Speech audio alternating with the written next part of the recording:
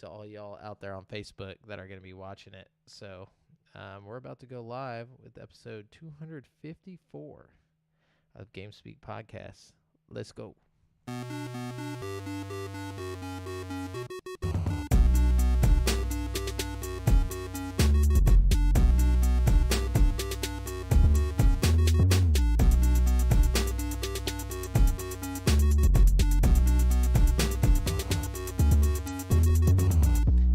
Yo, and hello, and welcome to the 254th episode of GameSpeak Podcast. New episodes go for free feed subscribers every Wednesday in audio format on Apple Podcasts, Stitcher, Google Play, Spotify, and all of your favorite podcast platforms, as well as in video format on YouTube, so you can see us in stunning HD, where we need you to hit subscribe and click that notification bell.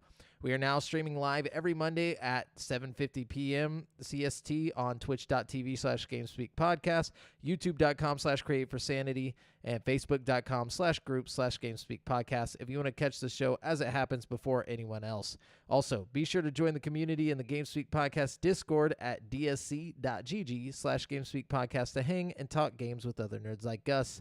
This show is two childhood BFFs and a brand new BFF who isn't here today, bringing you all things video games. I'm one of your hosts, Jamela Jaffra, alongside Brent Beguiler Bass. Oh, hello there, Jamel. Are you feeling beguiled by me? Is that... I don't even know what that means. Yeah, I'm not quite sure what that means either. It sounds hot, you know? It does. It sounds hot and bothered. You should look up what beguiled means. I'm going to look it up right now. Yeah, while I'm sharing this into the group, like all the other people that watch the show should be sharing it to their homies. You should figure out what that means. Okay, beguile, past tense of beguiled.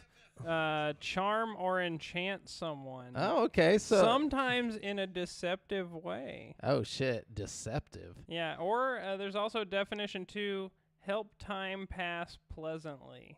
Okay, so it could be good or bad. You know what I'm saying? It's kind of hard to tell. Yeah. With Brent, you never know. It's like, is he just fucking toying with you? Nefarious? Is he nefarious or is he just charming? You know what I'm saying?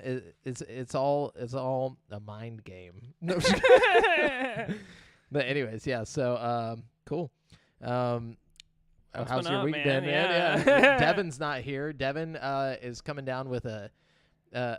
Devin Mayer says, "I be beguiling you fools." There he is. There Devin he is. himself. He's here. In the chat. He is here. Oh, he can type, but he can't talk. Virtually here. Yeah. So his voice was given out after he ate like a slug or something. Yeah. Of balling out.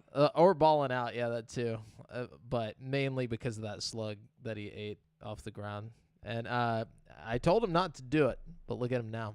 And I wanted to talk to Devin, too, because I bought this accessory for my VR headset that I thought he would appreciate. It's like a vent thing. It replaces the whole foam padding around your Oculus headset with this like leather type padding. And it's got this vent that you plug up on the top of your thing, and it like sucks all the air out of like the face mask part of your VR headset and like shoots it out into the world. So like if like when you're working out or something, if you're like me and you get like a fucking foggy headset after like 20 minutes of sweating into your headset, what it does, it just pulls all that moist air out of the headset and like propels it out into the world. So like your headset doesn't fog up anymore. It's incredible. So like your head's kind of like a computer, like our CPU. Exactly. With like a nice fans all around it, just sucking out all the air. That's exactly what it's like. The hot air. Yeah, that's cool. That's pretty tight. How much did you pay for that shit? I'm not going to lie. It was like $40, but it's totally worth it because like the fan, I don't know. It makes like, okay, so before this, I would work out with my VR headset, but I'd do like 20 minutes of working out and then like it would get so foggy you just couldn't do it anymore. You know what I mean? But this makes it a lot more practical to do like hour-long workout cardio sessions and stuff with your VR headset. You know what I mean? Especially if you're just a naturally sweaty person like me. I don't know. Anyways, I thought it was pretty cool. Yeah, no, that is pretty neat. Speaking of like getting all sweaty and shit, I've been watching this YouTube channel a lot lately, and I figured you probably have watched it before, but it's called Street Beefs, dude. Have you ever watched yeah, I watched Street Beefs a few times. I watched a lot of Street Beefs this past week, like while I'm working, like just in between. There's this dude named Fairplay, who like looks like a fucking like a video game character. He's always got like a shirt on with like suspenders, and he just beats the shit out of everybody. He's like really fucking good. Like always halfway through the fight, like through the rounds, he'll like take his shirt off and he's just yoked. Like he's just really good, really fucking good. I feel like that guy's got a career. A future? Yeah, he's got a future, in fighting. Though I feel like he's probably too old now. Like I don't know what the cutoff. How old is he? Probably like our age, like 30. Yeah, you're not too old. I feel like you're not too old until you're like 40. Really? You might be too old to like learn jujitsu, like to be like a mega black belt or something, but you could at least learn how to like defend yourself. I mean, you're already good at like punching people in the face, defend you're halfway yourself there. But I mean like to get like a career. You know what I'm saying? Oh yeah, he could do it. He could probably do it. Fucking the guy who fought main event on the last UFC like this weekend, Jorge Masvidal, he got started doing the Kimbo Slice fights back in the day. Like really? How old was he back then though? Oh man, I don't probably know. Like 20 something. It's like probably like 18 or something. Yeah. Yeah. See that he was still young. He was still fresh to the game. You know what I'm saying? I feel like Street Beefs is where you go. I'm sure if this you're guy's too old. been fighting his whole life though. You can't just be. No. I mean like, but don't you have to like make it by like a certain age though? Like, don't you have to like get into the UFC? But do they have like a cutoff? No, not really. The light heavyweight champion is like 43 or some shit. Holy shit, that's pretty tight.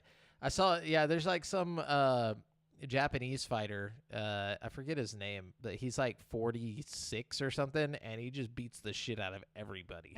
like generally you will notice fighters start to get like worse around 39 to 40. You know what I mean? That's about when you start seeing a physical decline in most people. But there are like a few anomalies that like do well until they're like 45 or 46. Like Anderson Silva's like 46, and yeah, he's not as good as he used to be, but he's still like just outboxed like Julio Cesar Chavez Jr. or something. Like he's still doing all kinds of cool shit. You know what I mean?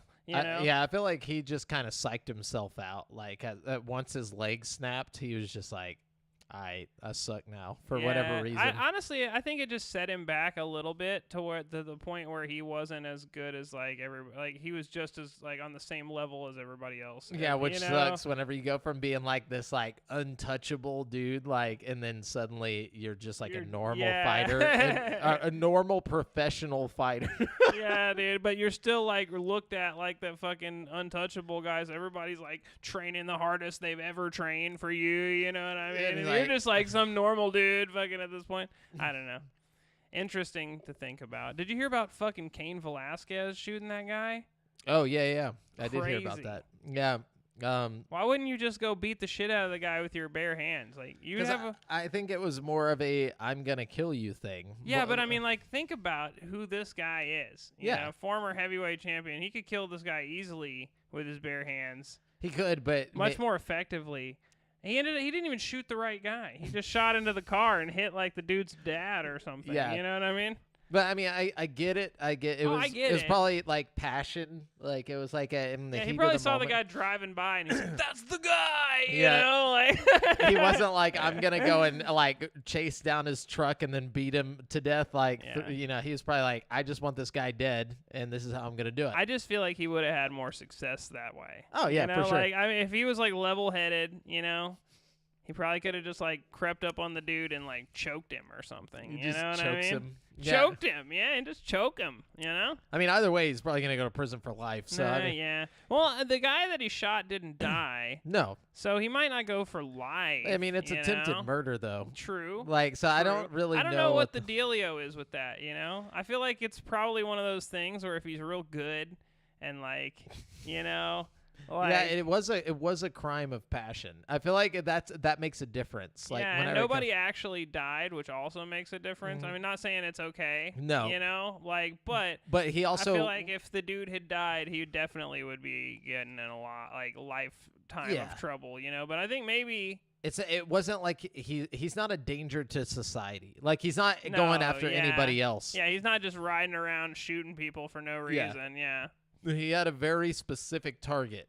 And I think that's what the difference will be. And it was like, he's angry. It'll be an interesting trial to keep tabs on. That's for sure. Yeah, He's definitely never going to fight again in the UFC. No, definitely not. So. No, I mean, by the time he gets out of prison, he'll be way too old. Even if you know what I mean. Unless he just keeps training in prison. He's already way too old. His last fight was just like, you could tell he was past his prime. You know what I mean? Damn, that's so sad. Yeah. But anyways, have you been watching more of the Hunter x Hunter? Oh my God. Where are you at? Okay. First of all, definitely like maybe the best show I've ever seen in my whole life. Like I tried to tell you. You told me so many times, but like, good God, it's good. The intensity built around like that last season. It's not even the last season, but I'm not even in the last season yet. Yeah, it's not the last season. No, I'm talking about the Chimera Ant. I always in my brain see that as the final season, but it's not. So Chimera Ant arc, I'm thankful that season 5 is so long. First of all, it seems like it's way longer than all the other seasons, which I'm happy about. It's got to be for how much they're building up and doing all this crazy shit. So right now, the King Ant is in his castle, and he is just ripped his arm off to like psych out the fucking girl he's playing chess with or whatever. Oh yeah. And what's her name? I can't Something remember like that, her name, but she's blind, and he like sprayed fucking blood all over her face, and like the king or the royal guard butterfly guy was like fucking like, I'm gonna go get Neferpito so we can like heal your arm. What up, Christopher J. McManus?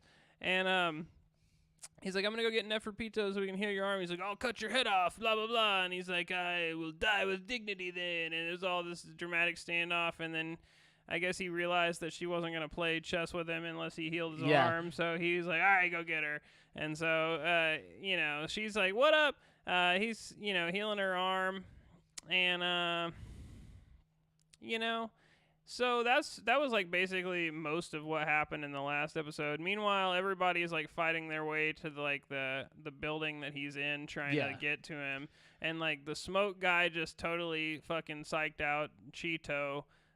With his whole little room, like how he didn't know his like ability, he like didn't think it through and stuff, Yeah, and he was like hiding inside of the thing, like the smoke cloud, and then like he thought he was there the whole time. Yeah, and he like came around behind him and touched him. That was great. Yeah, I really like the smoke dude. I like Knuckle and Shoot. I like the other guy who makes the portals, that's going around doing his portal thing. Though, like his like, have you gotten to the part? Yeah, you've already gotten there. If they're going into the portals and stuff, where like he like loses all of his hair and shit. Like, no, I don't think so. Yeah, is he wearing his hat at this point? Like, nuh-uh. Okay, I fucked that up. But you'll see. And I didn't really spoil anything, but he does lose his hair. That's not a big spoiler, but like the reason why is the big part. So whenever you get to that, but also we haven't seen Killua and Gon for like 4 or 5 episodes at this point. And then last time we saw Killua, he was all fucked up, getting carried off by the octopus that he saved, and the octopus was like turning on all the other Chimera ants and like gonna help Killua. So he's like taking him off to some kind of octopus doctor or something. I love the octopus dude. I forget his name. Oh yeah, he's great, man. Yeah, there's so many great like characters in this show. There really is. And then I think Gon is talking with the chameleon guy. Like they're making plans to do their own little attack right now. So, Gon's collaborating with the chameleon dude. Killua was getting saved by the octopus. Knuckle and Shoot, I'm not really sure what they're doing right now. And then the, smoke dude and the teleporter dude are, like, advancing on the fucking capital right now. Like, teleporter guy is, like, creeping up in his little bush, like, trying to get the edge on everybody. He's just right like now. Hitman, basically. Yeah, because right now he sensed that like Neferpito's like aura was like gone for a second, so he's like slipping in while he has the chance. You know what I mean? So he's doing the thing where he's like just trying to get to the yeah, castle. he's just slipping in like in the shadows, like Gotcha. coming in, like you know. So, anyways, I'm having a lot of fun with that right now. Lots of hype.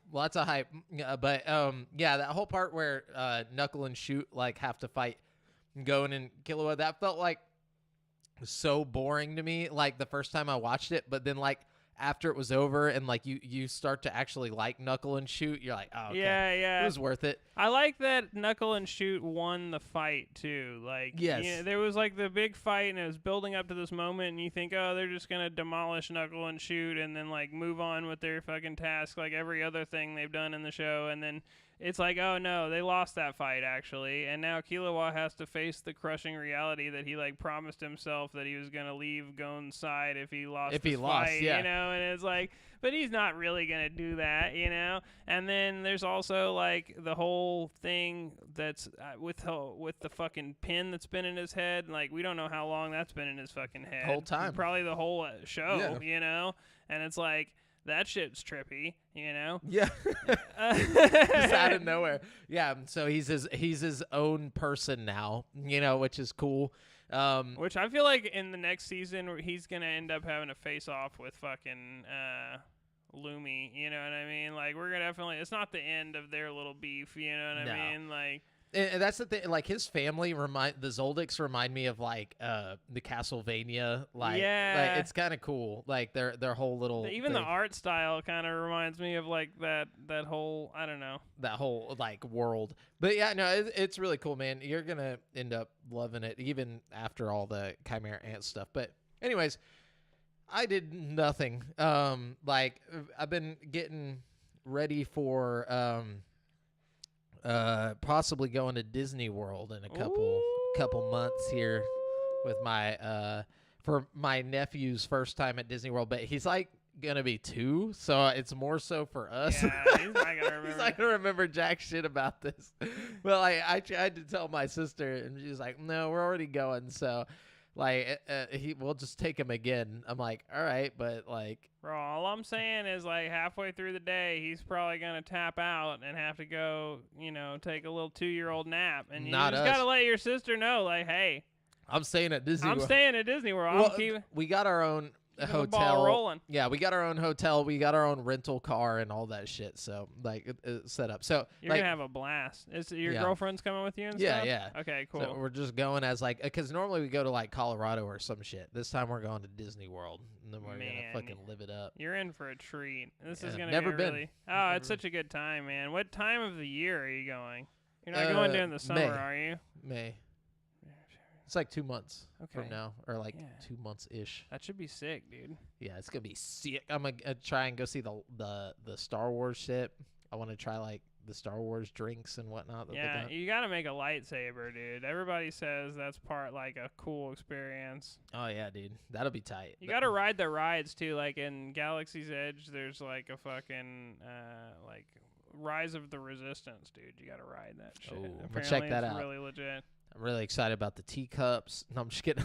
Bro, you know, all jokes aside, like, even the stupid rides at Disney World are cooler than, like, anything. Like, it's fucking incredible. Like, where y'all keep the stupid rides? No, but yeah, no, so the closer that gets, the more hype I'll be. But for now, I've just been playing some games I can't talk about till later. But anyways, let's jump on over to the important stuff here, which is the video game news. And just so you guys know, we are using video game articles from video game news sites from around the web, and we do not claim any of the articles as our own. Oh, man. We're just bringing them all to one place. I'm so sorry. Before we jump into the news, but yeah, what he said about the stuff, definitely true.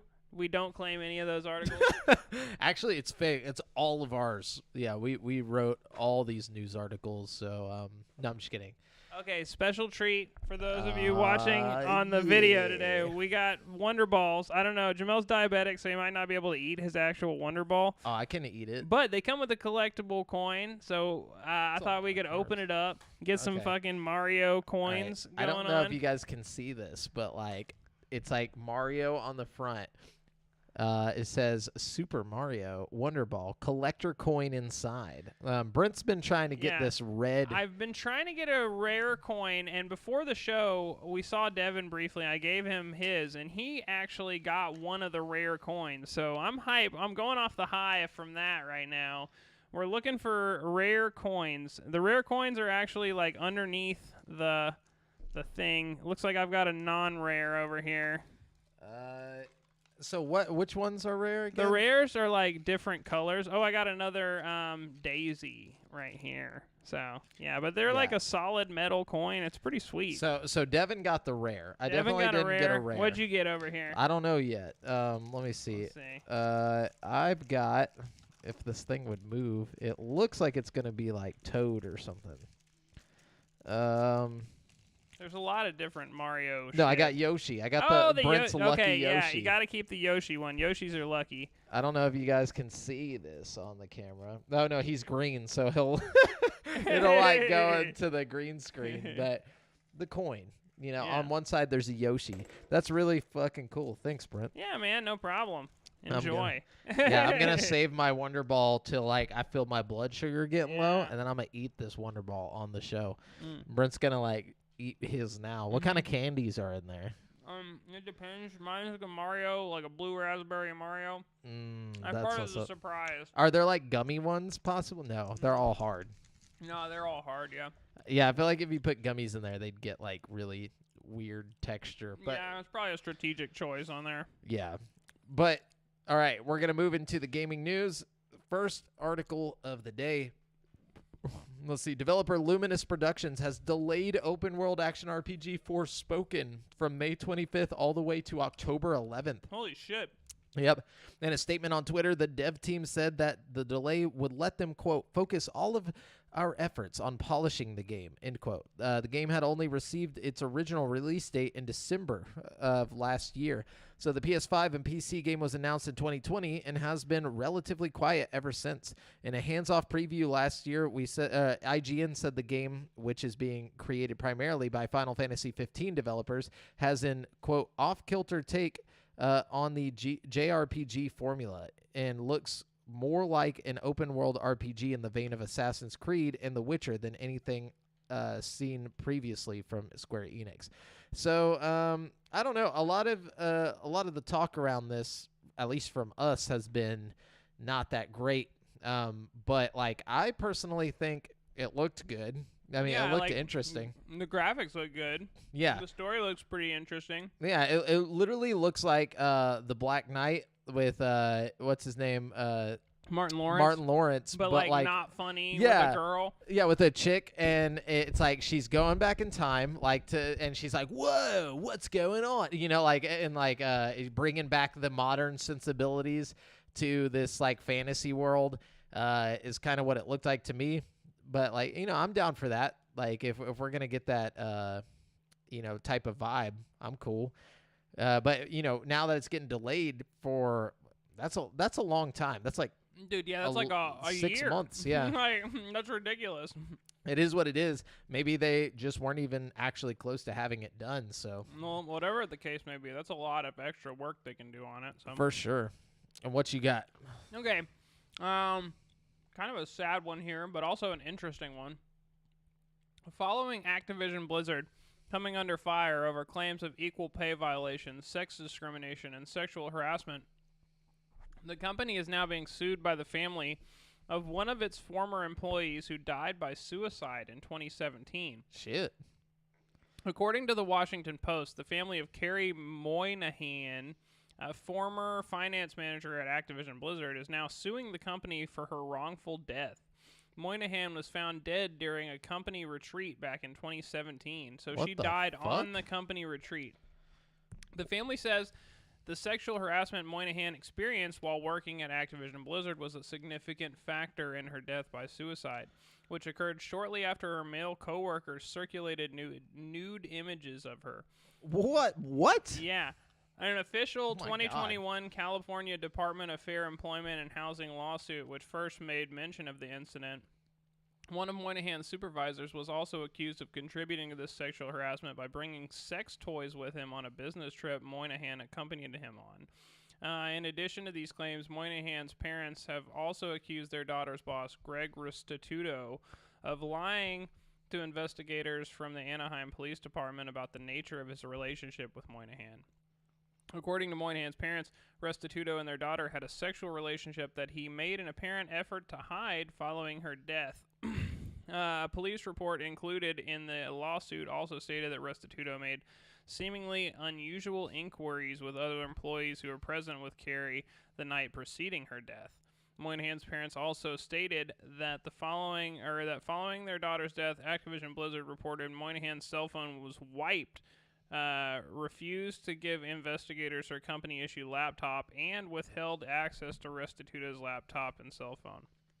Okay. Shortly after the reports of Activision Blizzard's alleged role in Moynihan's death surfaced later last year, the company called the claims distorted and in many cases false. Activision Blizzard then criticized the California Department of Fair Employment and Housing for including the mention of the suicide, writing, "We are all sickened by the reprehensible conduct of the DFEH to drag into the complaint the tragic suicide of an employee whose passing has no bearing whatsoever on this case, and with no regard for her grieving family."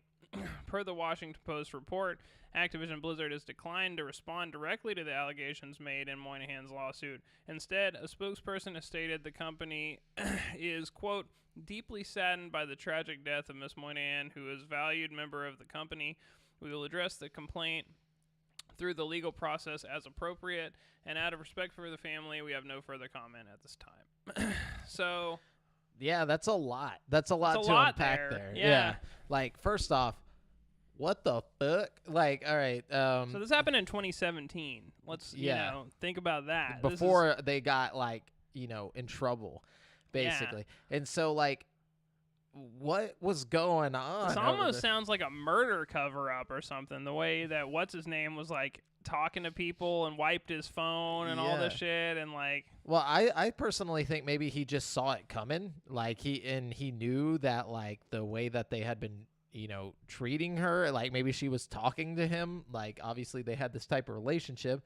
Maybe she was like, I'm going to do this or whatever. And he just was trying to save his own ass, and, like, not get in trouble for whenever it came out that, they were having a relationship and all this stuff that was probably not, morally right, with him being like a superior at work and all this stuff. So I don't know. Like, it's just weird. It's real shady, the whole situation is. Yeah, but especially with how the many. company itself is like trying to cover it up, though. It's really weird and sketchy. You know what I mean? Like, they should just kind of detach themselves from the situation altogether. Like, that. I don't know, man. That's weird. Yeah, it's like, what are they trying to hide? They're, like, actively covering it up. Like, that's strange, Very strange. Very strange. Yeah, Activision Blizzard over there, man. I don't know what's going on. It sounds like a portal to hell over there. Yeah, jeez. But one of those messed up cult documentaries or something. Yeah, like the Nexium thing. That's what I was thinking. It's like, it reminds me of Nexium for some reason. I don't know. It's pretty bad. Pretty bad. Okay, so I don't know if this article is really anything but other than just saying what's coming to Game Pass. So new Xbox Game Pass editions for the first half of March have been announced by Xbox, and the headline game this month is Marvel's Guardians of the Galaxy. Ooh. Developed by Eidos Montreal. Guardians of the Galaxy came out quite recently during the tail end of 2021 and will be available for cloud, console, and PC Game Pass from March 10th. It's a really dope game. Apparently. And then we're also getting Far Changing Tides coming to cloud, console, and PC. Microsoft Simulator is coming to cloud. Lightning Returns Final Fantasy VIII is coming to console and PC on March 3rd. Kentucky Route Zero is coming to cloud, console, and PC on March 10th. Lawn Mowing Simulator is coming to Xbox One on March 10th. Marvel's Guardians. Okay, yeah, that one. And then Young Souls is coming to cloud, console, and PC. So Cool. cool. I've heard that Kentucky Route Zero is interesting. I don't know anything about it. I've just heard good things. But dude, you want to fucking flex that new 2080 Ti you got over there? You need to fucking hook up that Marvel's Guardians of the Galaxy with the full ray tracing on there, bro. I just I don't silly with it, dude. Eventually, I'm gonna play it. I just don't know if I'm in the mood to play that game right now. Like, not even just because of Elden Ring. I'm just not in the mood. I don't think I was ever in the mood to play that game. But I'll try it. I'll see how I feel. It's good, man. I've heard. You gotta be in the mood for like 80s music. Really, that's the only thing you need to be in the mood for. You don't even know you're in the mood for 80s music until you start playing that game, and then suddenly it's just... They just got a bunch of 80s, like, licensed music, They got basically? some bops, dude. It is like the best soundtrack since fucking Guitar Hero, Grand Theft Auto 5 or some shit. Like, it's got some jams on there. And there's, like, there's a band that I've, like, that's on there called Star-Lord. Like, you know, like, he used Star-Lord, the character, you know? And, like, in the game, he's based his name off of, like, this band he likes as a kid. You know what I mean? And I'm pretty sure they made a whole band for the game to make, like, an album for the game. And there's, like, a shitload of songs by Star-Lord, you know what I mean, that are, like, I'm pretty sure original songs for the game. And they're all just awesome, like, hair metal fucking songs, you know what I mean? Like, that's pretty cool. It's really great. Like, the game is just awesome. Like, the story is really fun. The graphics are, like, some of the best I've seen in a long time. That's what I've heard. I've heard the graphics are great. The graphics are phenomenal. Like, especially on your computer, it's going to be... Whew. But yeah, Wonder Ball chocolate's pretty good. It's not bad, right? I hope you people at home are enjoying this. Here, let me hit another one for him real quick. Oh, yeah, go ahead. Rockstar Games is launching Grand Theft Auto 5 and GTA Online for PlayStation 5 and Xbox Series X and S on March 15th. And many were wondering when the studio would reveal new details and show off the game on its third console platform generation. That time has finally come, as Rockstar Games today revealed details about what to expect in terms of performance and fidelity, how save transfers work, and when pre-orders go live, and more. Blah, blah, blah. Graphics and frame rate. Basically, if you're playing on the, you know, Xbox Series X or the PS5, you can expect, like, full 4K, native 4K with ray tracing and shit. I don't think that ray tracing has been a thing on Grand Theft Auto to this point. So this is probably a new feature that's like getting implemented across all platforms on March 15th, probably including PC. You know what I mean? So if you're I think it might have been a thing on PC already. I don't know, because like I played it on PC like you know, a few months ago, and I didn't notice any kind of ray tracing option. You know what I mean? Okay, that's pretty cool. So I'm not entirely sure, but I know that they will be ray tracing soon, and you'll have an option for either like native 4K with ray tracing at 30 frames per second, or upscaled 4K with ray tracing at 60 frames per second. Or you can do like an upscaled 4K without, you know, ray tracing and have like better, I don't know. I don't really know, man, but there's a lot of fucking cool options coming, and they're doing like haptic feedback for the PS5 controller, which is always nice, you know. That's pretty cool. Yeah, so, you know, definitely check that out if you're a Grand Theft Auto 5 fan, or if you just have Grand Theft Auto 5 already. I'm pretty sure it's on sale in a bunch of places right now, so. Here's to another year.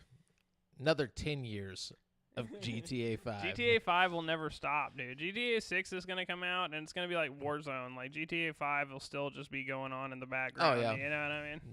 Never stopping, man. Okay, so this is not video game news related, but I feel like it's important to mention. Will Smith will evidently become legend once more. Warner Bros. Shit. Yeah, Warner Bros. Is gearing up for a sequel to 2007's I Am Legend, with Will Smith returning and Black Panther's / Creed's Michael B. Jordan's co-starring. Oh, shit. Deadline reports. I love Michael B. Jordan. Yeah, dude. me too. Plot details are understandably being kept under wraps, but the movie marks Smith's They're Smith and Jordan's first time working together as co-stars and producers. The sequel is being penned and produced by Oscar-winning Akiva Goldsman, writer of A Beautiful Mind, Fringe, and the original I Am Legend screenplay. Cool. Yeah, so what's interesting to me is that there's two endings to the original 2007 film if you had the DVD. Like the DVD or Blu-ray or whatever, like there's the ending where he dies, which is the original ending you saw in theaters. Okay. And then there's like another ending where he like locks himself and then blows it up with the grenade or whatever. That's how he dies, yeah. And then there's the one where he doesn't die. Oh, right? okay. Like, I thought he didn't die in that situation. No, he does die in the original. How does he not die? How does he get out of there? I don't remember. I just remember seeing it, and I remember there's two options. Like, so you think this is going to be based on the alternate ending? Yeah, which is ridiculous. I would say it's ridiculous because most people saw the theatrical version where he dies, or like the default version when you watch the DVD, Blu-ray, whatever, blah blah. The default version is he dies. But in this, I guess he's coming back. Like, I guess they're just gonna take the alternate route, like, which is weird because I don't know. That is weird. Where else you go with the story because he already found the cure. You know what I'm saying? Like they got the cure, and he's giving it to the lady at the end to be like, hey, take it to the people, and then we have the cure. So it's solved. Problem solved. Everything's fine. He just dies. He sacrificed himself, basically, so the cure could get out. And then, but the alternate ending, he survives, and they get the cure and go, give it to the people. So my thing is, like, what else are they going to do? Are they going to pull a Dying Light 2 and be like, but it came back? Like, I don't know. Nah, they're going to pull a fucking Last of Us 2, and there's going to be some kind of moral dilemma where he doesn't want to give him the cure for some reason. Yeah. You know what I mean? That makes sense, I guess, even though he spent, like, his whole whatever trying to figure it out, and his family died while he was trying. Like, it makes no sense. But I don't know. Will Smith is good. Michael B. Jordan's great. Yeah. Together you really don't need good. a great plot. You just need them. Oh, dude, it's gonna be like I could watch I Am Legend like over and over again. Like that's the only movie where a guy and a dog. Though that part is horrifying. I like quit putting dogs in movies because it's just it's cheap depression. Like it's honestly I'm horrified for the dogs in Hunter x Hunter, the ones that like follow the fucking shoot around or knuckle around. Oh yeah. I'm so scared that somehow all those dogs are gonna get massacred and he's gonna go super mode or something. I don't know. Leave the dogs alone. Just leave the dogs alone. Yeah, but like just watching him cry over a mannequin like is like the most real thing ever. You're just like damn. But anyways, what you got, Brent? All right, let's see. While mini games feature some... Okay, I'm not even going to read this whole thing. You can't play Gran Turismo 7, basically, if you're not online, is the whole moral of this story. You can play it a little bit.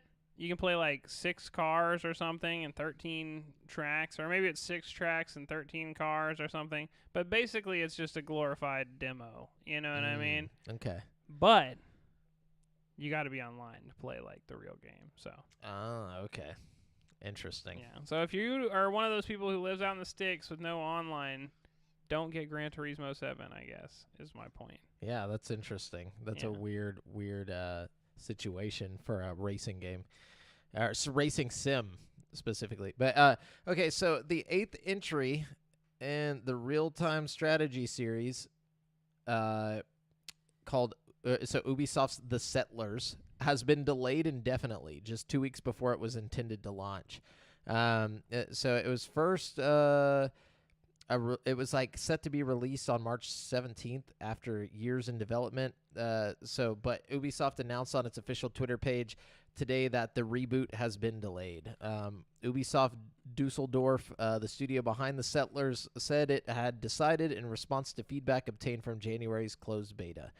Quote, as we went through this feedback, it became clear to our team that the quality wasn't yet in line with the team's vision, the developers write. Therefore, we took the decision to postpone the launch of the game to a later date. The additional time will be used to further improve the game and push quality as our main priority for all our players. But I don't even know what that game is, The Settlers. I've never even heard of that. Yeah, I've never heard of it either. Must be an older game. They said it's a reboot of, like, I guess a game, so whatever. Interesting. Yeah. Anyways, Well, that sucks for the one guy who's like super hyped about that. You know? trying to settle. Yeah. What you got? All right, I'm gonna launch two of them at you back to back because they're both short. Okay. Kirby Forgotten Land has a new demo and trailer, so if you're interested, check the demo out in the eShop.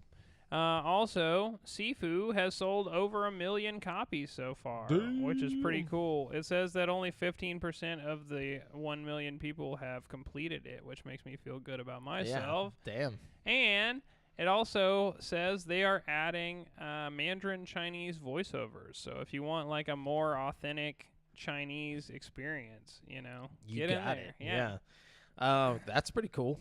Now, this news, I feel like there's quite a bit of stuff for this. It's not just CD Projekt Red, but so I'm just going to mention that. So there's CD Projekt Red, there's Xbox, there's like a bunch of other different companies are like blocking all of their games from Russia. Oh yeah, I saw this. And like Russia's basically getting boycotted by the video game industry. The whole industry. Like Xbox is literally stopping physical like production in Russia. Like you can't go and buy an Xbox in Russia right now. Like you could probably because the stores are filled with them, but like soon if this doesn't end, then they're going to be without Xbox. You won't even be able to walk into a store and just buy Xboxes and stuff. So man, I was watching the fights this weekend, and like there was like a couple of Russian fighters on the card, and every time one came out, it was like boo. People were really mad at those guys. I was like, man, dude, it's like they're just people. Like that guy doesn't control his government. You know what I mean? You have done that yourself. No. How did the fighters respond? Like, were they just like, how did they react to people booing them? I don't know. They seemed like it wasn't phasing them. You know what I mean? I feel like most of them probably expected it. Yeah, of course. There was one Ukrainian fighter who won, and everybody was like, yeah. Like everybody was like, yeah. Which I get. Yeah. I understand everybody wants to stand everybody behind hyping up them. Ukraine, but like it's like these Russian like people. Like not all of them are just like, yeah, let's fucking war. Yeah, I mean, you look at like the news. There's like protests in the streets in Russia right now. Like a lot of people aren't agreeing with this. You know what I mean? Like, yeah, but I guess that's kind of how like I imagine like whenever we invade other places or like probably look at all of us the same way. Yeah, like if we were to go to like Iraq back whenever we first went over there and played a soccer game or something. Like, I'm sure they weren't like they would hate that. Yeah, but I still it is what it is. But I find it crazy that like even Steam, I think there's like a bunch of different facets of the game industry that are just blocking. Yeah, it's just everything. Article after article, like EA, blah blah blah, yeah. blah blah blah. So yeah, and like I'm not gonna read through all those, but you get the gist. There's a lot. Anyways, Shredders, the intriguing-looking snowboarding game, will launch March 17th. Developer Foam Punch has announced. The game will be available at launch on day one for Xbox Game Pass, while it's also coming to Steam. For those just catching up, Shredders has players competing for a spot in a special snowboarding invitational event. The game features an open world with lots of lines and gnar to shred. So, if you like lines and gnar. I love gnar, dude. No. So Activision Blizzard claims that its violation of a California law that requires the company to have at least 3 women on its board of directors by the end of 2021 is due to complications with its upcoming acquisition by Microsoft, despite having 3 years to comply with the law. First noticed by Axios, Activision Blizzard's annual report for 2021 includes an acknowledgement that it failed to comply with the California law that requires companies headquartered in the state with at least 6 members on their board of directors to include at least 3 women on their boards by the end of 2021. The company currently has 2 women on a board of 10. Activision Blizzard attributes its failure to appoint a 3rd woman to its board to its upcoming planned acquisition by Microsoft, which doesn't close until 2023. So how hard could it be just to appoint a woman to the board? Like, well, they're that sexist. Like, there's they're got to just be like, some high-ranking woman in the company. You can just be like, hey, congratulations. like, you- we just can't do it, bro. They're like talking to each other. like, what? I don't know, man. One more woman on the board. Oh man, what are we gonna do? I just don't know. It's like if we bring one more woman in here, we're not gonna be able to have porn breaks anymore. Do they even see the sign? It's just a boys only. Fucking really big. California just doesn't get it, man. No, but it's like, quote, to meet this requirement and improve the diversity of our board of directors, the company retained a search firm and began interviewing potential additional female directors in 2021. Well, you can't just like search within your company. Like, there's not anybody in the company that could fill this role. That's like, I don't know if like being good at like whatever it is you do in the company translates to being a board of director. You know what I'm saying? I feel like you have to find somebody who's been on a board of directors before. do you though? 'Cause I don't know. I feel like all you really need to do is fill the quota of women they're giving you. You know Yeah. what I mean? Like, Just throw someone in there who's got like if they the can't juice, do the you know, job, somebody. then just fire their ass and find a different one. You know what I mean? Yeah. Find someone who's got the. I guess could you fire somebody that's on the board of directors? It might be a whole different. Yeah, okay, I don't maybe know. there's more to it than that. This is why they need someone who knows what's going on. Because I don't even like if somebody appointed me to a board of directors, I'd be like, what the fuck do you? What do I They do? need a board of directors to find this board of director. Yeah, it says, however, since the company's current directors would cease to continue to serve on our board of directors upon consummation of our proposed transaction with Microsoft, we were unable to conclude the process in 2021. We will be continuing our efforts to appoint a new female director.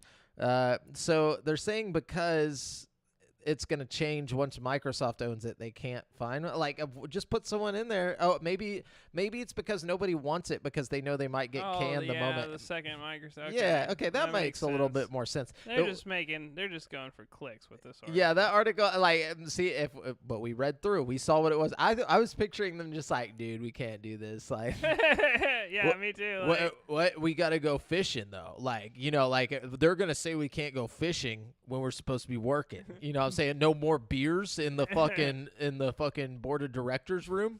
We've interviewed 300 chicks today, but none of them like fishing. Yeah, it's just not happening. Like, oh gosh. Anyways, Brett, what you got? All right. Capcom has announced that both Resident Evil 2 and 3 remakes, along with Resident Evil 7, are coming to PlayStation 5 and Xbox Series X and S later this year. While no specific release date was revealed, Capcom confirmed that these updated versions will have visual enhancements. Whoa! Furthermore, those who already own the games on either PlayStation 4 or Xbox One are eligible for free digital upgrades to the new versions. As for the games on PC, free upgrade patches will also be released for it when the PS5 and Xbox Series X and S versions launch. So that's pretty cool. You know? Yeah, that was pretty cool. I've always, thought that Resident Evil 7 with a few, tweaks to resolution and stuff would look just as good as almost any modern game, you know what I mean? Was 8 or Village, was that a next gen game? Yeah. It launched next gen. Did it? Yeah. I feel like I played it. It was last gen and next gen, but it came out like day one on PS5 and Xbox Series X and stuff. I don't even remember playing it on my Series X, but that means I have it on I played it on PC. Interesting. Okay, so last bit of news here that even really matters on my end here is the Twisted Metal TV series will be heading to Peacock. In a new press release, Peacock has announced it will air the upcoming live-action adaptation of the classic PlayStation series Twisted Metal. So that's where you can watch it. But Anthony Mackie is set to star as an amnesiac post-apocalyptic outsider tasked with delivering a mysterious package across the wasteland. Watch this just be fucking great. Like, I don't know, dude. Additionally, Cobra Kai writer Michael Jonathan Smith will serve as showrunner, writer, as well as executive producer alongside Will Arnett and Mark Foreman. So this is obviously going to be a comedy. The series is being described as a half-hour live-action comedy series combining high-octane action and comedy. The series is based on an original take by Deadpool and Zombieland writers Rhett Reese and Paul Wernick. Okay. Okay, so you got a Deadpool Zombieland vibe. You know what I mean? I could see that. I could see that being good. Like a serious but funny kind of thing where you got a serious driving plot but like funny humor throughout, you know? Yeah, I could definitely see it being good and that they're not taking it too serious. Like, I think if they would have tried to make, Twisted Metal like into the serious drama, it would have been bad. But like because they're trying to poke fun at it or keep it light, I think it might actually be really good. Give it like a Borderlands. I was just thinking like a Borderlands kind of feel could be good. Yeah, and like have reoccurring characters like the fucking Sweet Tooth and shit. Like, and they're just like, the dude's fucking crazy. Yeah, I'm hoping I'm interested to see. What's it coming to? Paramount Plus? No, Peacock. Interesting. Yeah, that's a weird place to put it, but I think that's where most like Sony shit's gonna go. I like Peacock because it'll let you like usually watch like the first episode for free, and then Yeah, and then go from there. Yeah, you can decide if it's worth wasting $5 on a month of Peacock. You know what I mean? Yeah, Peacock. It's just funny. It's like saying Peacock. Yeah.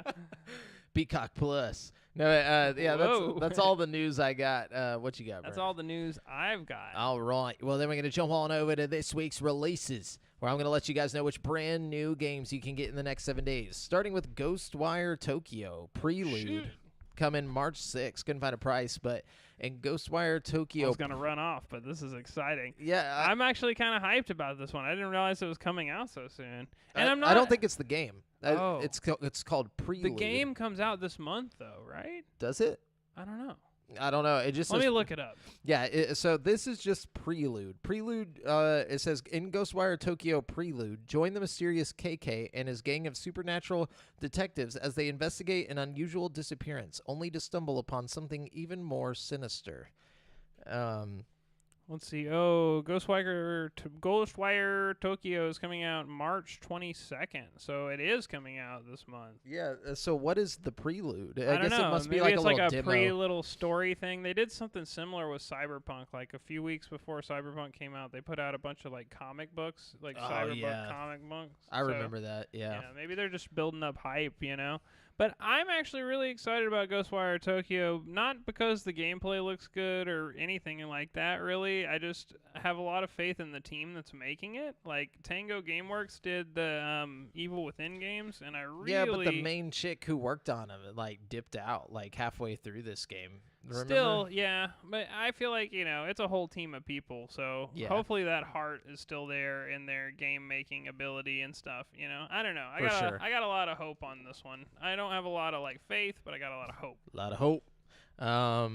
Now, we also got Assassin's Creed Valhalla Dawn of Ragnarok coming to PS4, PS5, Xbox One, Series S and X, and PC on March 8th for $40. In the DLC Story Edition, Assassin's Creed Valhalla Dawn of Ragnarok, Ivor, or whatever this character's name, must embrace their destiny as Odin, the Norse god of battle and wisdom. Unleash new divine powers as you embark on a desperate quest through a breathtaking world. Then we have Aztec, Forgotten Gods, coming to PS4, PS5, Switch, Xbox One, Series S and X, and PC on March 10th for $29.99. Aztec Forgotten Gods is the Cyberstone action-adventure following Octali, a young woman who battles the gods to uncover the truth behind her far future Mesoamerican metropolis. She'll have to turn the gods' power against them. And then we have Mighty Fight Federation coming to Switch March 10th for $29.99. Slam opponents into walls, launch them into the air, and follow up with fast, high-flying attacks in Mighty Fight Federation, a hard-hitting arena fighter. Then we have Potato Flowers in Full Bloom coming to Switch and PC on March 10th for $19.99.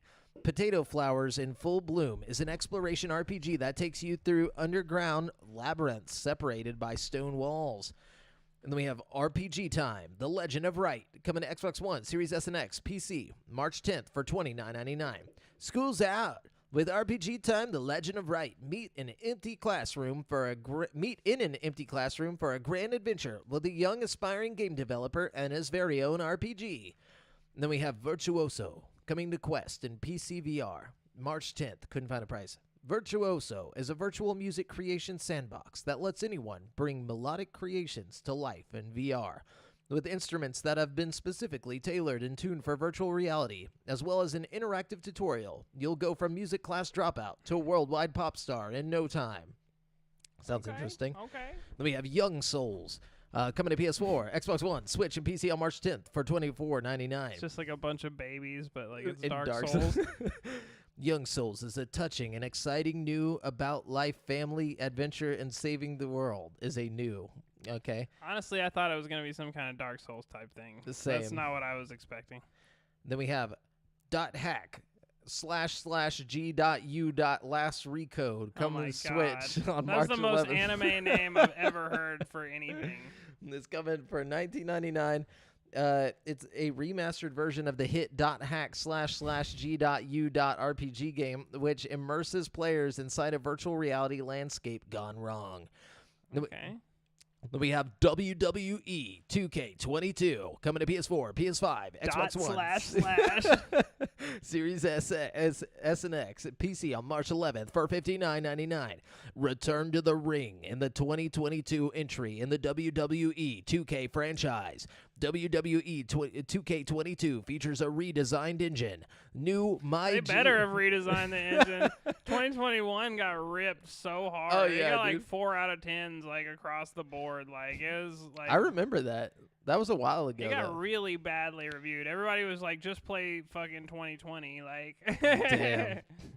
But yeah, so they got new controls, upgraded visuals, and more. And then finally, we got Pom Pom, The Great Space Rescue, coming to PC and Mac on March 14th. Couldn't find a price, but in the colorful puzzle action platformer Pom Pom, The Great Space Rescue, you do not control Pom Pom the hamster, but instead use your quick thinking to help him by placing and controlling platforms, obstacles, and items around him.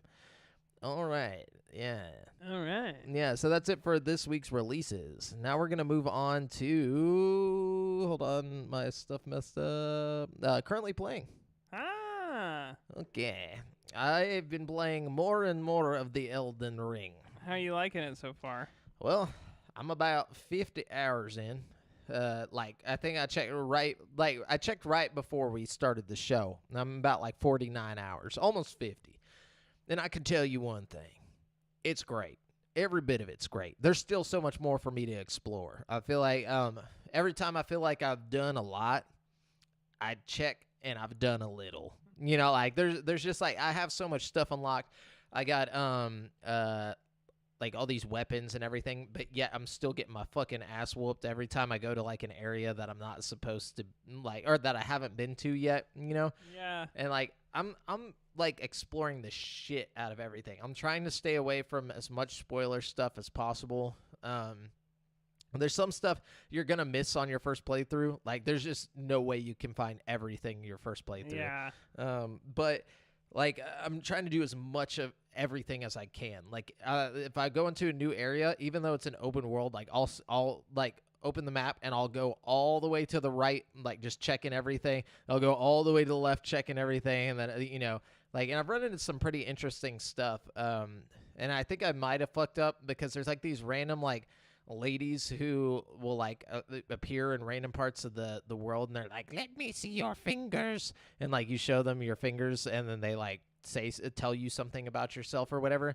And I accidentally killed one. You killed one? Yeah, and so and I'm playing on Discord with a bunch of friends, and some of them have already beat the game, but I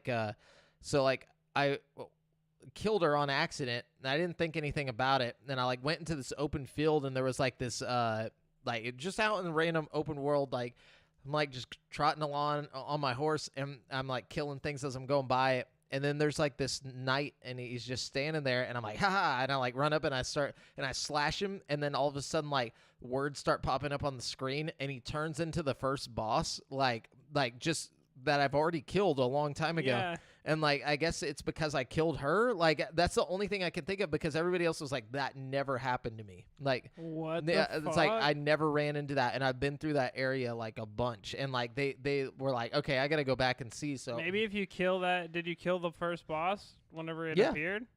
Yeah, I ended up killing him after like a couple tries, and what happened? It gave me a medallion of stamina, so like I have like increased stamina now, which like I guess you can't get it unless that happens. Maybe it's a good thing you killed her. That's what I was thinking. I was like, now I want to go kill all them bitches and see if another boss spawns there. Yeah, like oh, it was because whenever I killed her, she was like, She was like, you stupid pile of blah, blah, blah. She was like cursing me out as she died and was like, you'll face the wrath or whatever. And I was like, oh, shit. I was like, I probably just fucked up my storyline.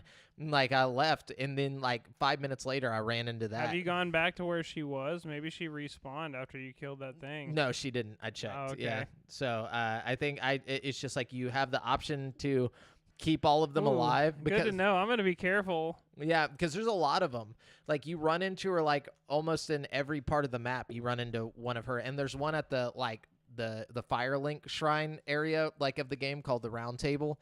And, like, so I haven't gone back to talk to the one in the Round Table, like, where I bet she's going to say some shit to me. But I need to go check that out. Oh, But man. anyways, been really enjoying it, and the just how open the world actually is and, like, how big it is. Like, you never run out of shit to do. Like, I keep thinking I'm gonna be like, oh, there's nothing left, but I switched up my weapons, so like I'm no longer running the Uchi Katana.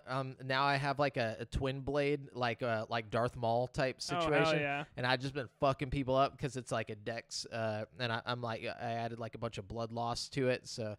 Or like I'm starting to think I might do a magic thing. I don't know. I haven't even started it yet. Dude, you need to get up in there. The magic is pretty good for the beginning. Like, I feel like because you can just kind of stand back and, you know, like just fucking spray the AK, you know, so like you don't have to like go hands on, and you're putting like you can allot your flask to magic or to fucking health.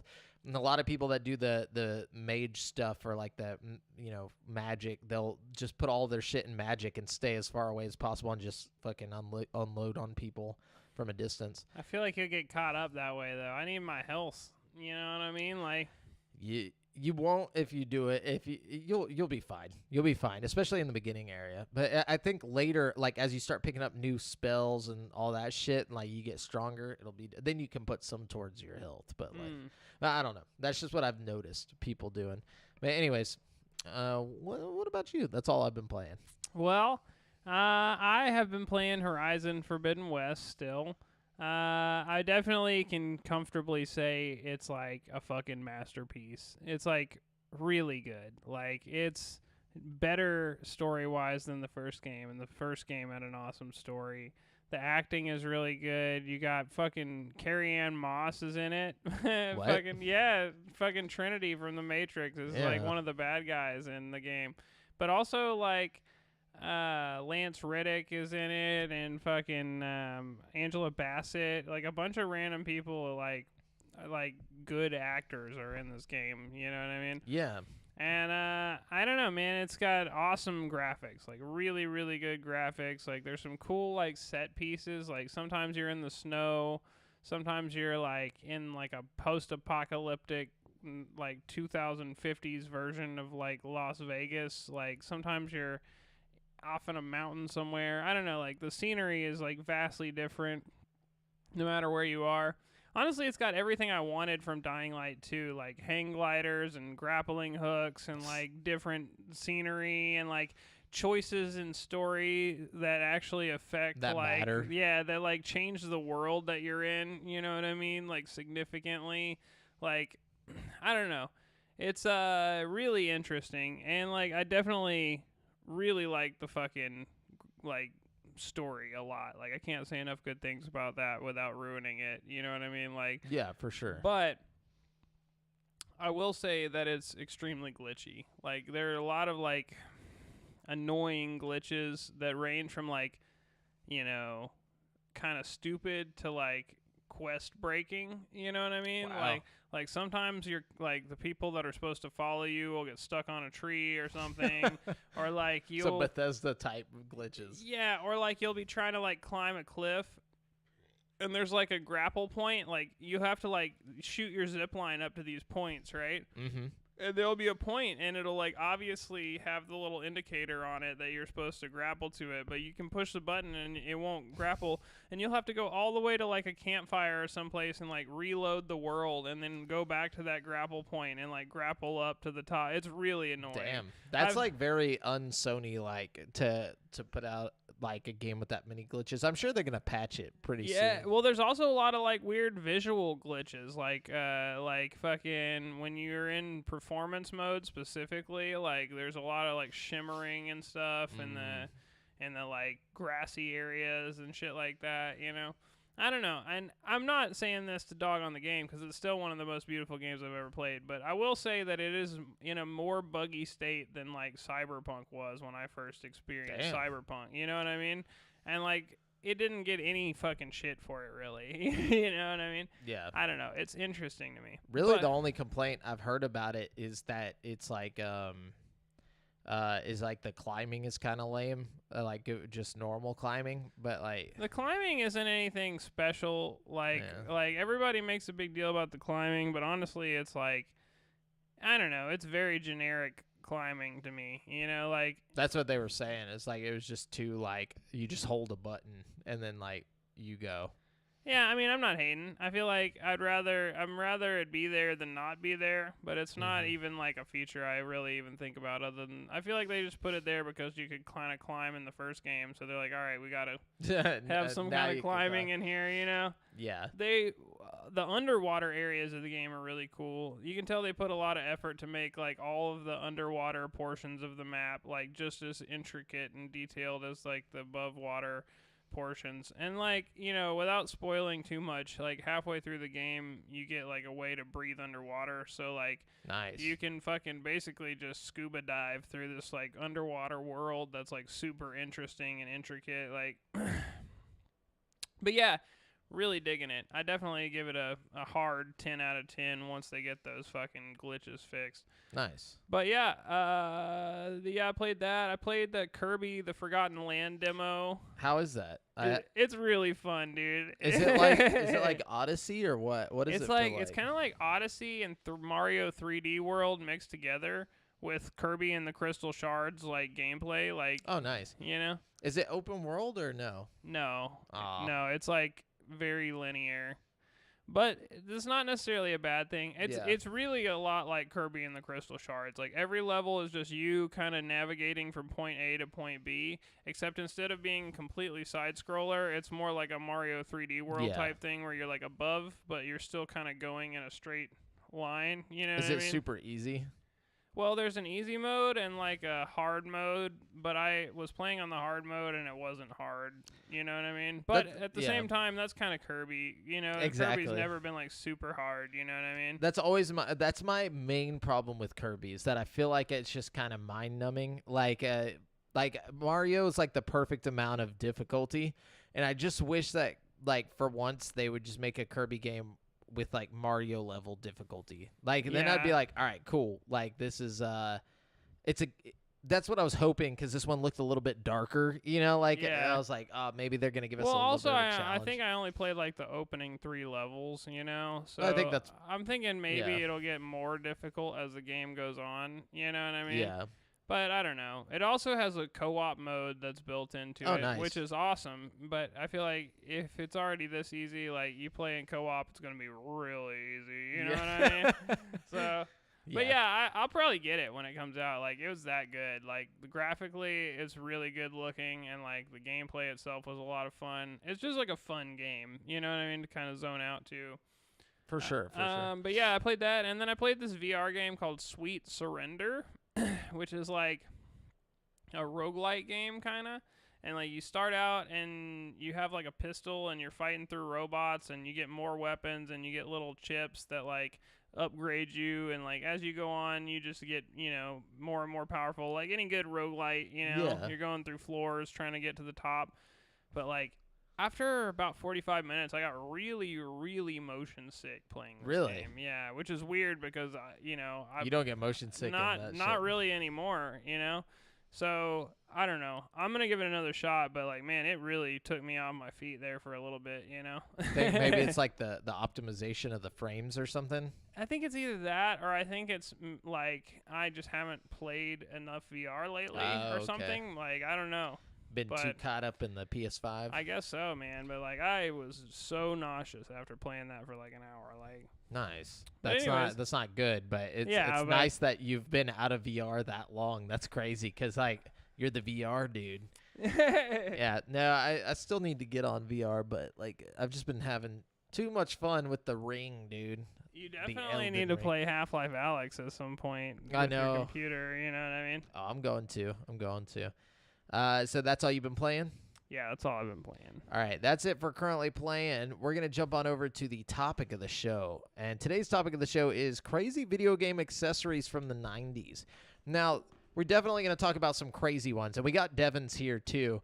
But I kind of worded this wrong, and I didn't even think about it till today. But I was thinking just like, let's just talk about video game accessories from the 90s because they're all pretty fucking crazy. That's kind of how I thought about it whenever I was writing them down. I just got the ones that I liked. Yeah, me too. Okay, so let's start. Some of them aren't particularly like crazy, but it's just like everything in the 90s was crazy. It really was, man, and like especially just a crazy time. In hindsight, like at the time, you're just like, whoa! It's like it was like everything was like a prototype for something that would come out later and be like well designed. Yeah, but and then you get slimed.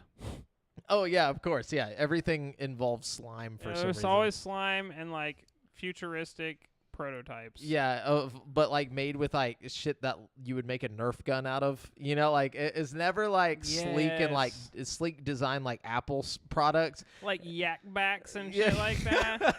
Walkmans. Everything's just hard like plastic. Like it's just weird. But it's like nobody understood like what sleek design was. We were just like, fuck it, dude. Make it huge, make it annoying, and that's the shit, dude. But anyway, so let's start this off. I want to start it off with one of the most like just chill. My favorite accessory from the 90s was just having like a rumble pack on your Game Boy Color, like that has like grips, and then like wow, you had a rumble pack on the Game Boy Color, dude. I had a rumble pack on my Game Boy Color. I didn't even know that was a thing. I had a rumble pack on my N64. Oh yeah, dude. There was like no games that supported my rumble pack, but I was about to say I didn't even know there was. Like, how would that even work? But like besides the rumbling, it had grips. And it was rechargeable, like so. It was like you didn't need batteries. It like went into the place where the back of the the little clip that you pop open to put the batteries in on the Game Boy Color. It like sat in there and locked in, and then you would just charge the battery pack. So you have like a grip. So it replaced the batteries in the Game Boy? Absolutely. Oh, that's cool. It was awesome as fuck. And then like it came in the same pack, like it had that's like next level right there, dude. My Game Boy Color transformed, dude, because like you could like that was so cool. The coolest thing about it was everything was like a mod back then. Like you could mod everything. And so like I had this fucking cool booster, not booster, but fucking rumble pack on my shit that had two speakers on the front that like overrode the speaker on the Game Boy Color, so it made your music that much louder. And then like it came with like the little magnifying glass thing that you could put on top as well. If you had the magnifying glass, that's it. Dude, it made a big screen. So dude. I fucking had the magnifying glass that had the lights built into it. So like you don't have to have like the little light thing. Oh, dude. Oh man. You take me on a drive anywhere. I was like in the shadows, like trying to catch the light and move my guy a little like square or two. That's how it would be after my battery pack died, which it didn't last very long, to be honest. Like, it lasted like maybe 2 hours, and whenever you would be like driving from Huntsville to like the Woodlands or like to Houston, you get like not much going on there, but it was fun, and I'd be playing Donkey Kong Country on that shit. Like, man, that's badass. Pokemon, the good times. Anyways, what's something you got? All right, so it's not really an accessory. It's kind of like the whole thing. You know Okay, what I all mean? right. I had the fucking Sega Game Gear, dude. A lot of people don't talk about the Sega Game Gear, okay? But it came out in like 91 or some shit, and it was like... It's like full color. It was full color. It was like a fucking... the size of like a Steam Deck, you know what I mean? With way less power. With way less, but it had way more power than like a fucking Game Boy. So like this came out like the same time as like normal Game Boy without color screen, you know what I mean? And this bitch had a fucking color screen on it. It had like the power of like an SNES, you know, which at the time was like absurd, you know. And I remember playing like Sonic the Hedgehog and stuff on it, and just thinking like, damn. Didn't it have like this Earthworm is next Jim level. and shit? I'm pretty sure, yeah. The games I had was like Sonic the Hedgehog. I had like Home Alone. I had this Power Rangers game. I had a bunch of stupid games, but they were all like really beautiful looking. Like they had like high color ratio, like high contrast colors and stuff. Like it was beautiful, you know. Like OLED. No, I'm just kidding. I would.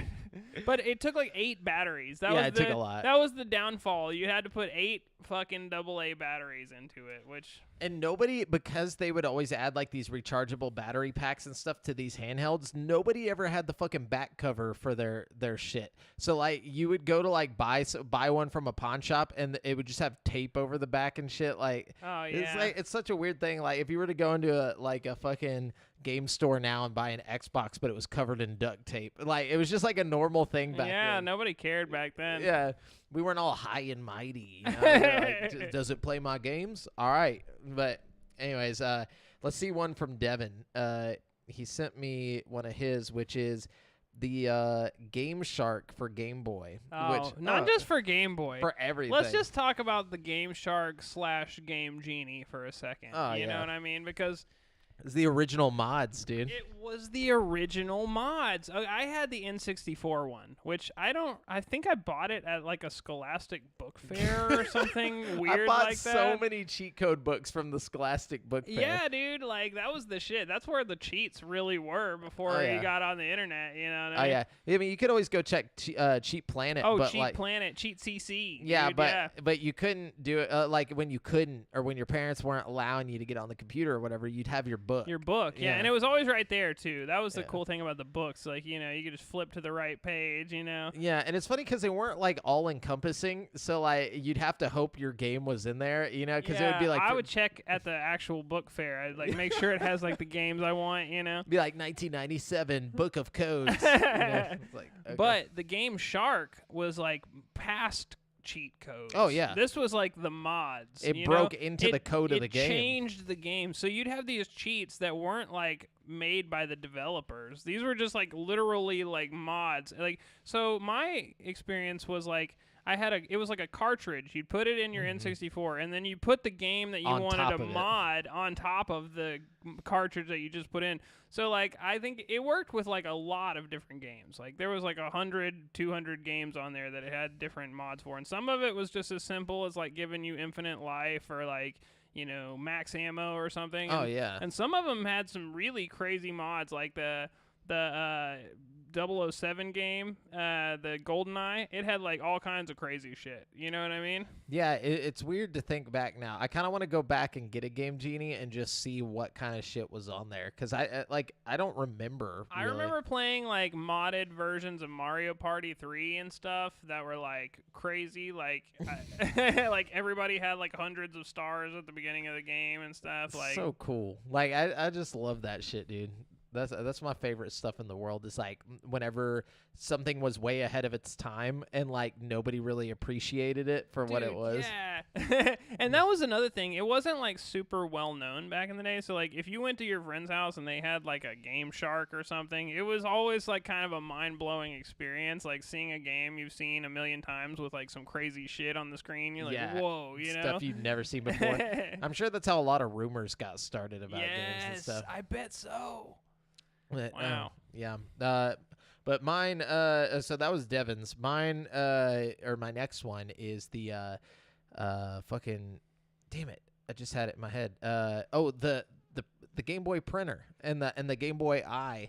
Oh, the Game Boy camera? Yeah, it was like, it was called the camera. Yeah, you're right. So but it was like the first thing that like was like, all right, take a selfie, you know, like it like, but you have these like I don't even know what the resolution for those pictures were, but it was horrible. It was honestly so next level, though. Like, Yeah. this predates, like, fucking cell phone cameras and stuff. Oh, yeah. You know what I mean? Like, You just pop this cartridge with a camera built into it onto your fucking Game Boy Color, and then you would just take a picture like by pressing the A button, and then you could print out the picture on the shitty like receipt paper.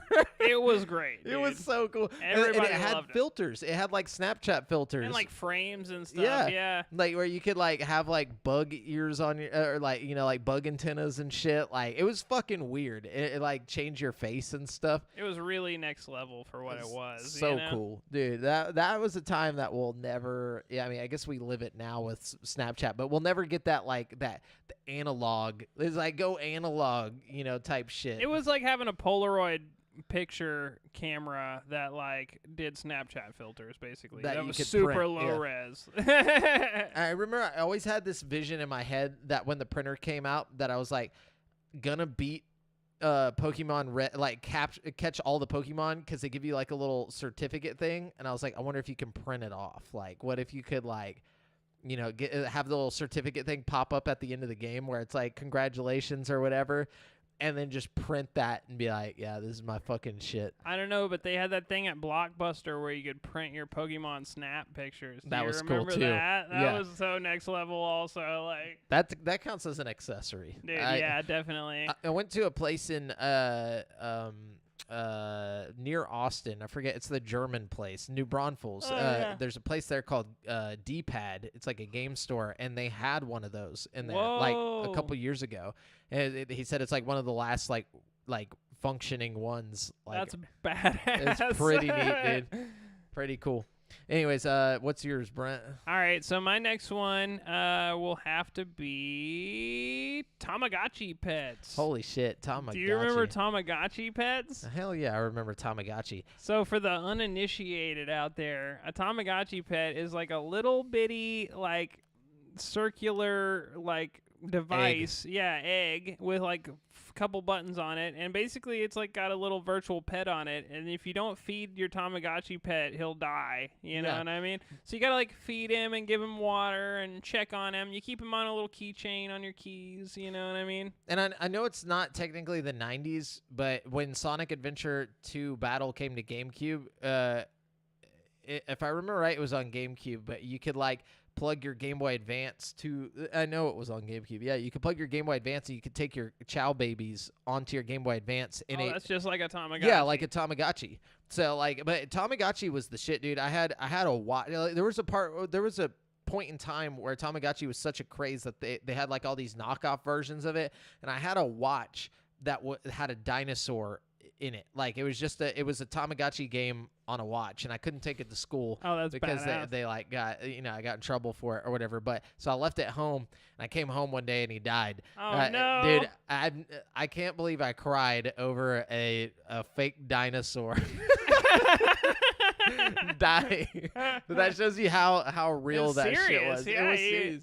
He was like a ghost. He was like floating around and shit, and I had to God. restart. And I was Damn. like, damn, bro. That's I depressing, yeah. raised him from birth like 2 days ago. This makes me want to go play the Monster Rancher reboot. I think when I get home, I'm dude. buying that shit, dude. Because that's another 90s game. It can't count for this list, but it kind of fell into the same craze where it was just like caring for monsters. Oh, was yeah, kind of the thing. I don't know if Pokemon started that or what, but like there was a whole... No, Tamagotchi was before Pokemon. Yeah, it was for sure. Do you 'Cause- think Tamagotchi may have inspired Pokemon Oh, a of little course. bit, you know? Yeah, and I think in Japan, like that type of stuff was already going on for a while. It was pretty popular, and then like America caught hold of the craze, like with Tamagotchi, and then it just got Caught like, it hard, bro. Yeah, I actually have a Tamagotchi Game Boy game. I have a fucking Tamagotchi that's still in the package that my girlfriend got me for my birthday. Like, Oh my god, fucking- why are you not playing it? I don't know, man.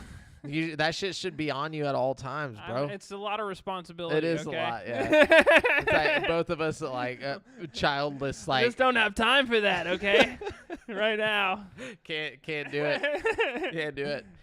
Yeah, but anyways, Devin's next one is the Sony Glasstron, a head-mounted display, What is that?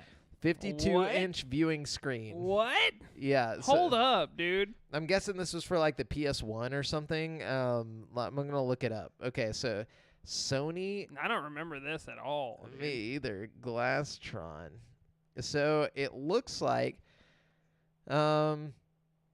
the Sony Glasstron was a family of portable head-mounted displays, first released in 1996 with the model PLM50. The products included 2 LCD screens and 2 earphones for video and audio, respectively.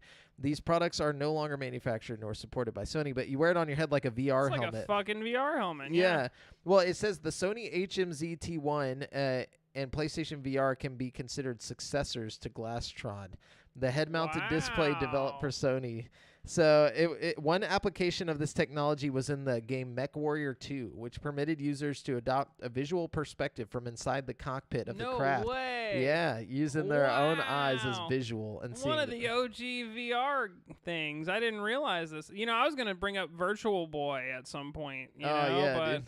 That's fucking crazy. Kyle McAvoy says, anyone ask about the Super Scope 6? Battle Super Scope, dude. The Super Scope bazooka was pretty fucking tight. Like, whenever I was a kid, I'd never actually had like the game to use it with.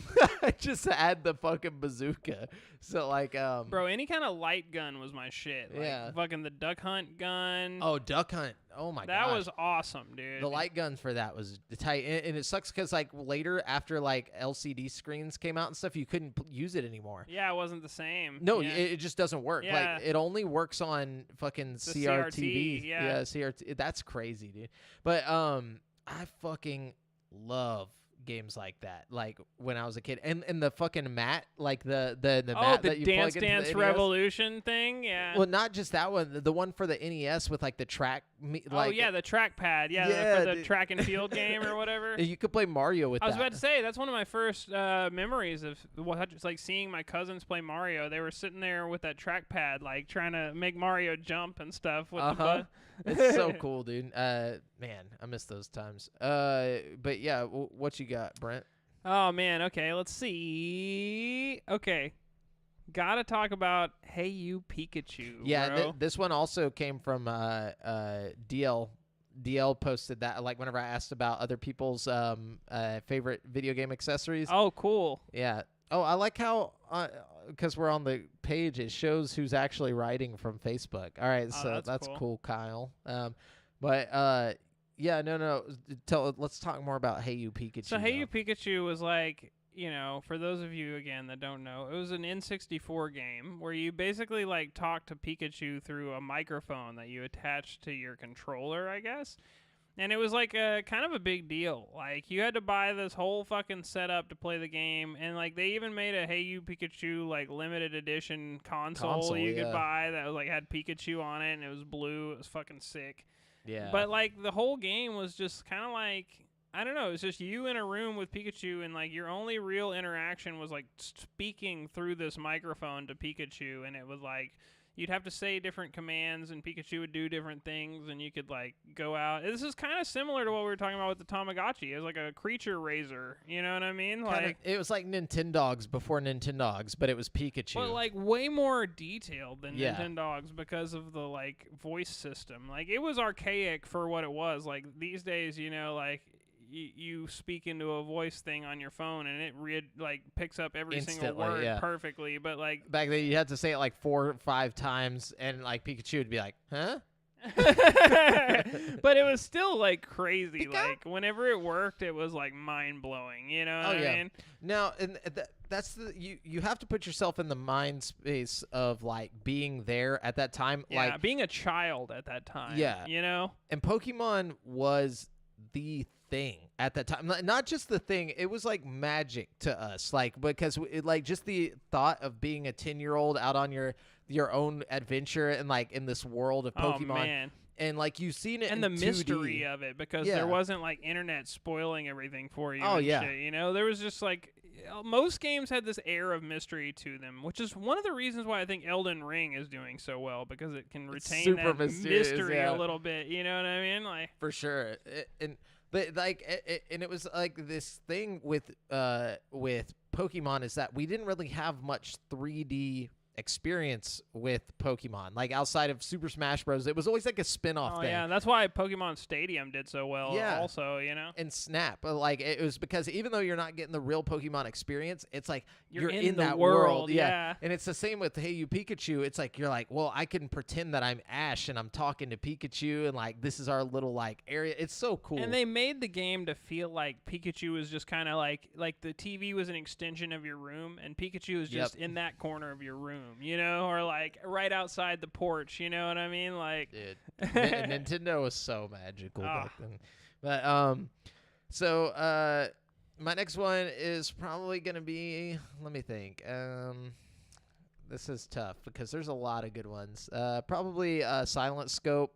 No, that wasn't 90s. No, that counts. I'm gonna say it counts. It's old right enough to where it counts. Silent Scope for the original Xbox was one of my favorite peripherals of all time, dude. It was so cool. It was so cool. And like the arcade game was cool too. And the arcade game might actually go back to the 90s. I'm not sure. I'm sure it does. And then like Silent Scope came out in like 2002. It was very close to the 90s. Yeah, we close hadn't enough. really like transitioned over into like modern, stuff. So like I feel like it was cool because you get this arcade game at home and it was like top quality. Like it was like legit. You have a sniper, like and it was the same arcade experience you got in the arcade. Like plus it was all 3 arcade games like mashed into one game. You know what I mean? That shit was so cool. That was really cool. That was a really, really dope game. Like, something about that, like, back in the, like, until VR came out, there were very few things that gave you, like, a one-to-one type experience. And Silent Scope is one of those things. You know what I mean? Like, you're holding the gun, you're looking through the scope, you're seeing,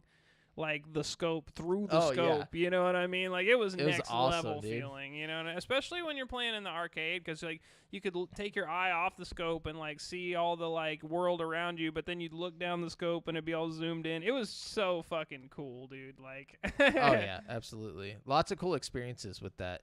And then for Devin, we got the Game Boy Pocket Sonar, which even had a mini game and fish encyclopedia. So I'm guessing it's like a sonar fishing thing. Yeah, Game Boy Pocket Sonar. He really went on hard on the crazy part. That's awesome. So let's see what it was. Bandai Fish Finder Pocket Sonar game Pocket Sonar Game Boy Pocket accessory. So it was like a real fish finder you hooked up to your Game Boy and like showed you on the Game Boy screen? Yeah, so it says the Game Boy Pocket Sonar is a peripheral for the Nintendo Game Boy made by Bandai, launched in 1998 that used sonar to locate fish underwater for the sport of fishing. The device retailed for 14,800 yen. It also had a fishing mini game built in. So like $150.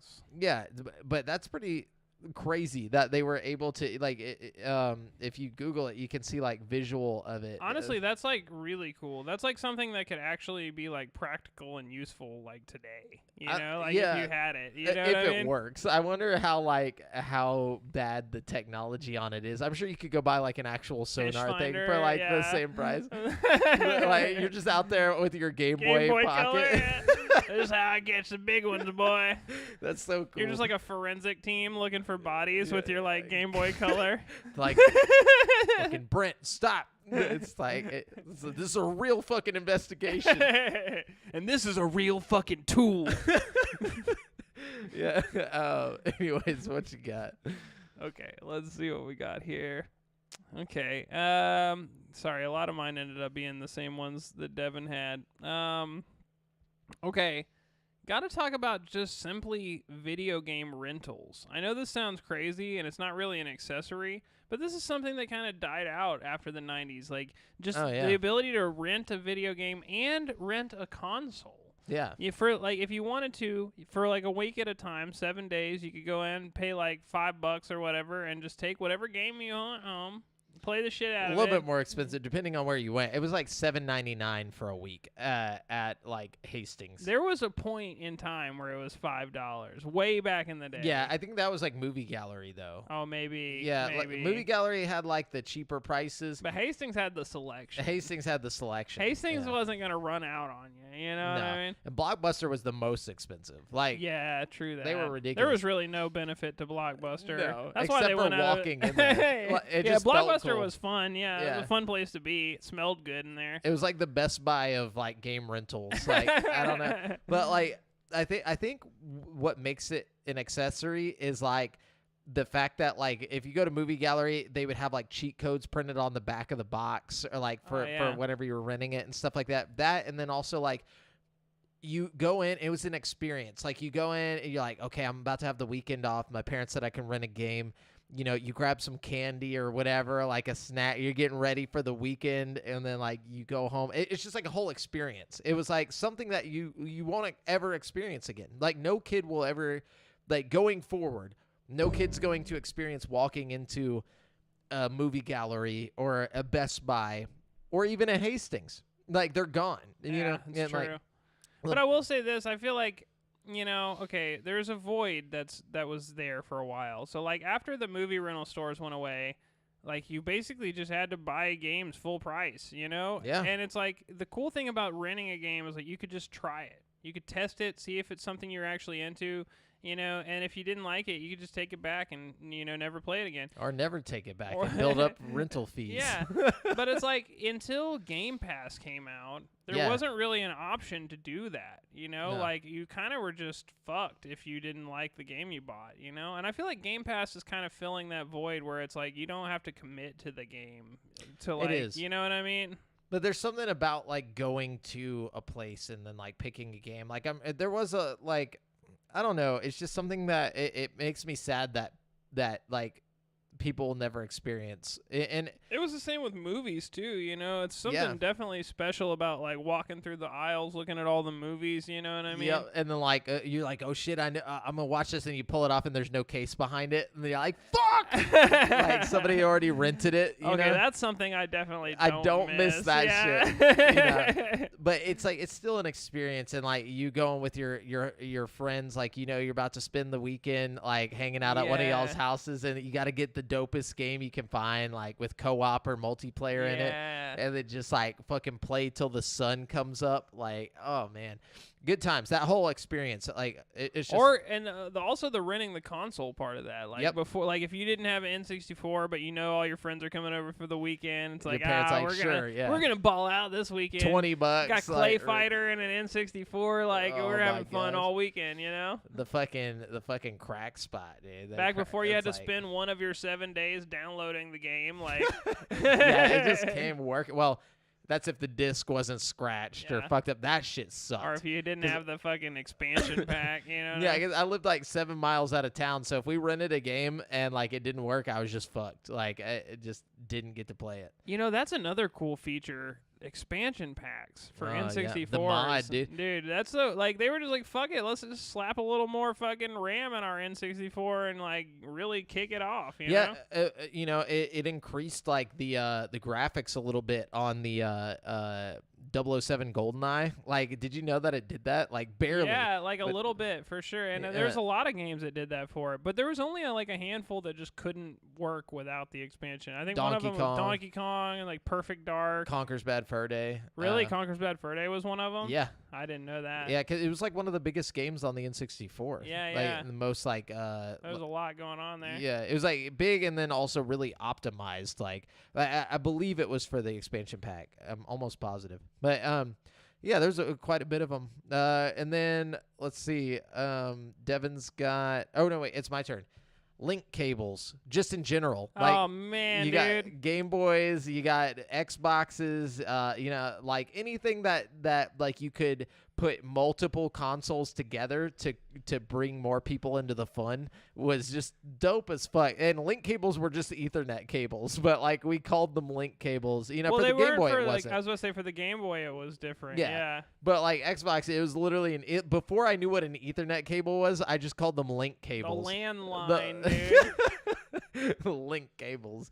That shit was fun as fuck. You know what else Like, was great was multi-taps back in the day. Where Oh you'd my plug in gosh. a plug and you'd have like 8 players on your Controllers, yeah. PS2. You know what I mean? Like so crazy, dude. Like they were just trying anything back they then. didn't give like, a fuck. Nah, dude. because It was a brave new world of video games back then. yeah, there's no online play really until like Xbox Live showed up. And so like before that, everybody's just trying to fucking play with their friends and like There was a little bit on PlayStation, but it wasn't like the infrastructure that Xbox Live had. But yeah, it wasn't the same. It also didn't have like a UI or anything. It was like you just plugged it in and it was there. Yeah.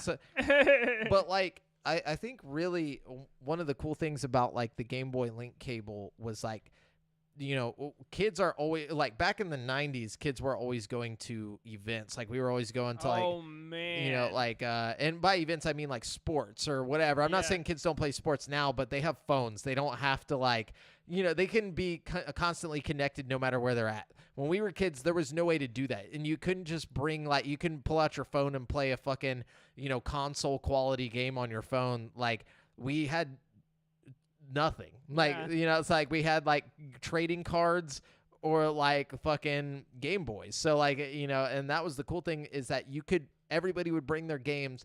You could link up like while you're waiting for your turn to swim or whatever, like if you're on the swim team and just fucking trade or battle or do whatever. And then, oh man, it was not so only cool. that, but they'd have like those special events at the mall and stuff where like you'd show up and bring your Game Boy and they'd like some representative from Nintendo would like hook into your Game Boy and give you a fucking Mew or something. You know what I mean? Like that shit was always next level. About. And it's like you'd pull out your Mew with your Game Boy and people are like, where'd you get that? Like, oh yeah, special event, linked it into me in a mall. And they're like, what? No, that's crazy. Like that was just so next level, man. The times, dude. The times. But yeah, that was definitely link cables in general. Just was a great accessory, crazy accessory.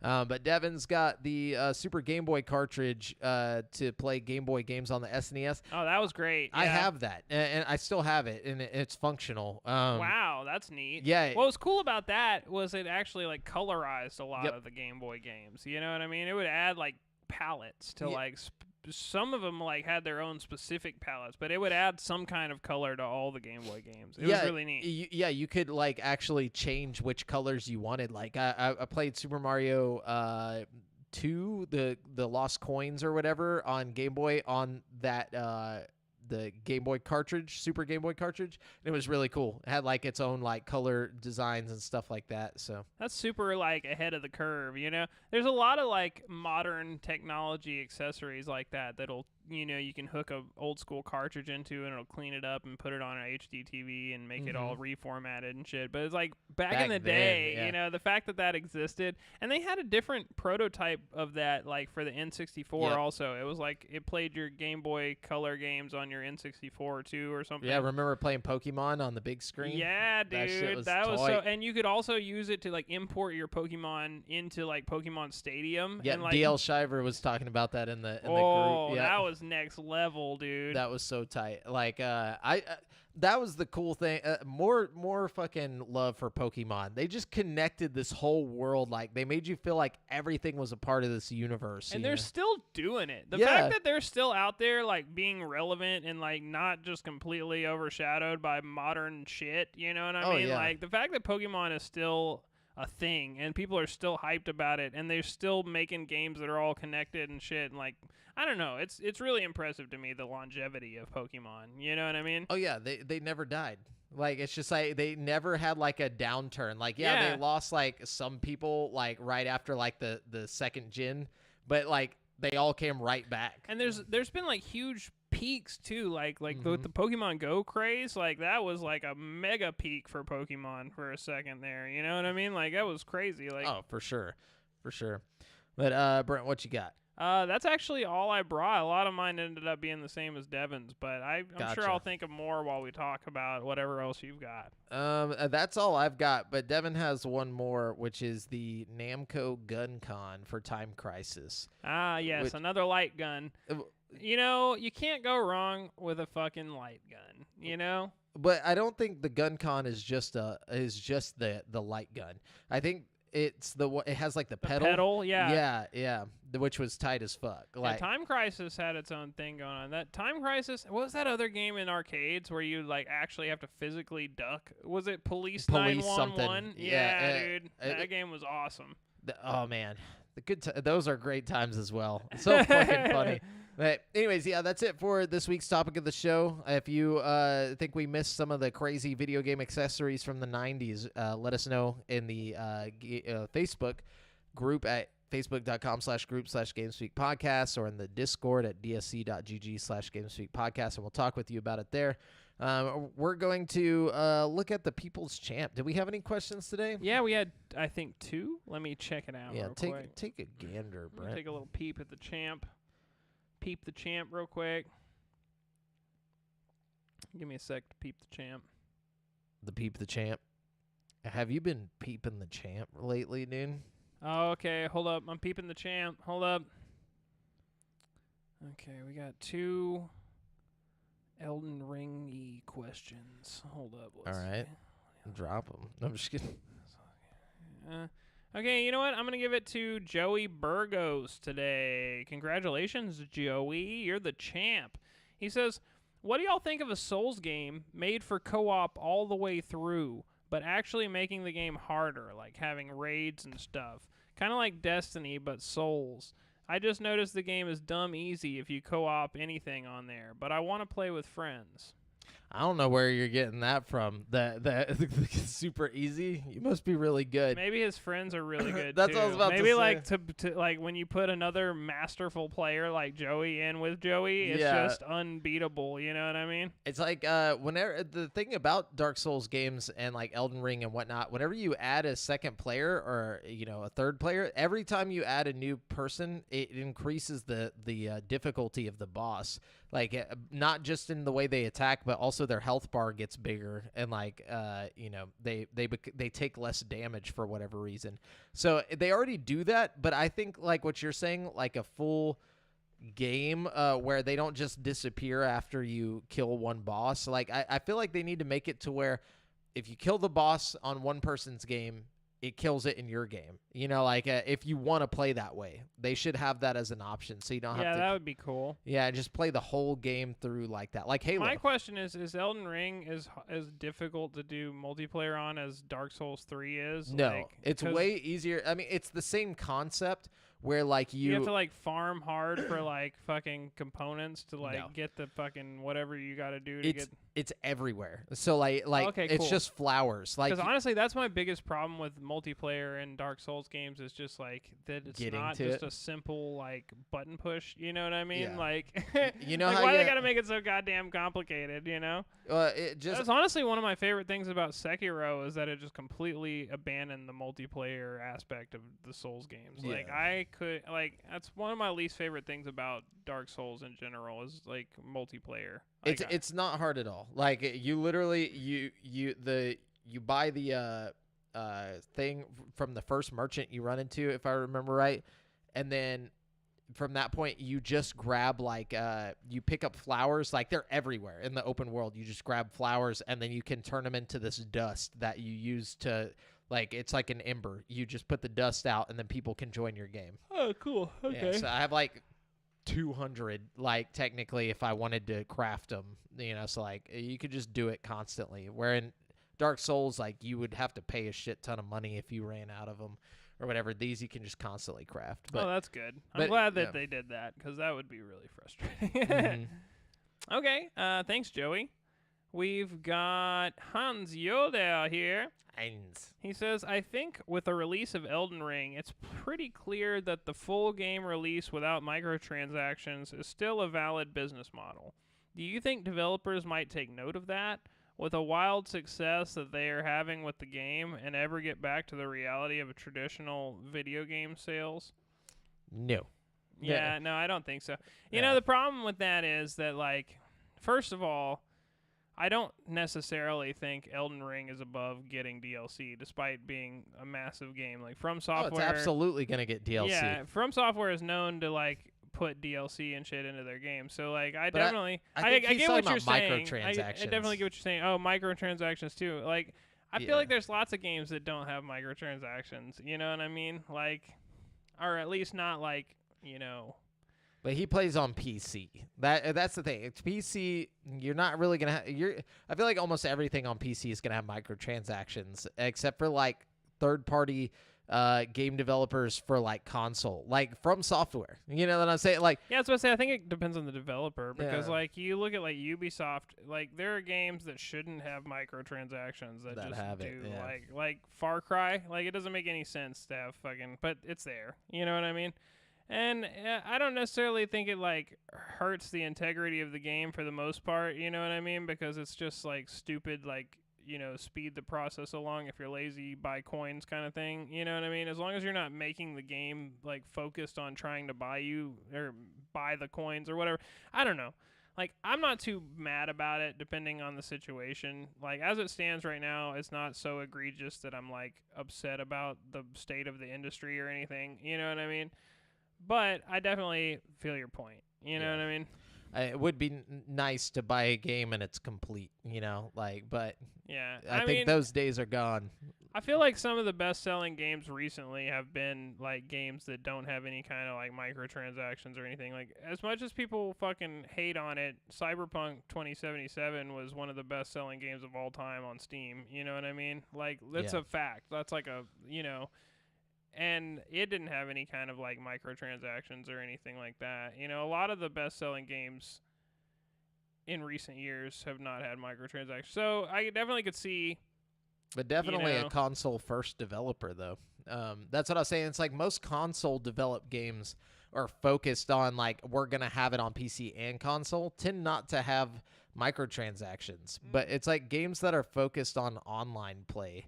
Like, you know, like ones that are like PC focused, like MMOs and stuff like that. Yeah, you're gonna have a shit ton of. Yeah.